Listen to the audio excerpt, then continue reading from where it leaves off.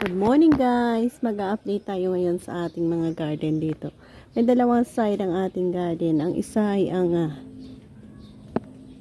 dito sa gilid ng ating bahay. So marami tayong mga itinanim dyan. Mga flowering plants. Ito binakuran natin para walang makapasok. Tapan nyo enter. Mayroon kang iba't ibang klase ng mga halaman na makikita na. Of course, one of these ang ating yan, ang ating mga pipino na mayroon ng bunga, pinya. Mayroon din tayong mga pechay. So, ito yung dito sa banda natin. Ayan, medyo malawak ito compare doon sa kabila natin. So, ayan, mga pechay. Okra, iba-iba ang ating pananim dito. So, ipo-focus ay mga okra. Ayan mga okra natin. Di ba ang ganda? Ipo-focus natin yan. Ang area kung saan meron din tayong another side. Sa another side natin. May laki. So, yan yung another garden natin hanggang doon sa kabila. Sa another side natin, ipapakita ko na rin sa inyo.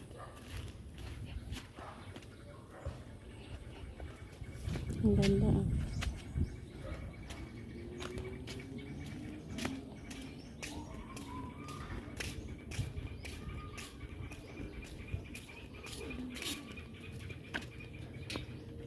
Meron tayo dito. Maraming itinanim na bulaklak. May mga pa-flower yan. Sa Apaniente, mayroon kang squash, pumpkin. Ayan ang ating gusto na namang ibahagi sa inyo. Mayroon na tayong magandang patola. Malawak na patola ang ating itinanim. Mayroon na yung mga bunga. Oh. Ayan, nagsistart na silang mamunga.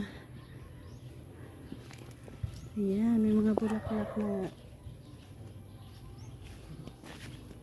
Ang ganda na. So, dito sa pinaka-ending niya, meron tayo dito makikita. Ayan. Ito, oh. Ito yung starting ng kanyang pagbunga.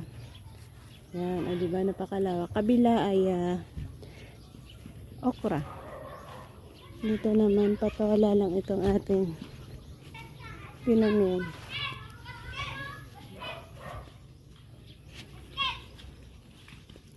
Ayan. Yan ang mga bata. Shhh! Karoon lang ka mo. Why pa si Munmun? Ha? Ay, ara ron. Hala. Ba? Ba isog. Isa ka lang?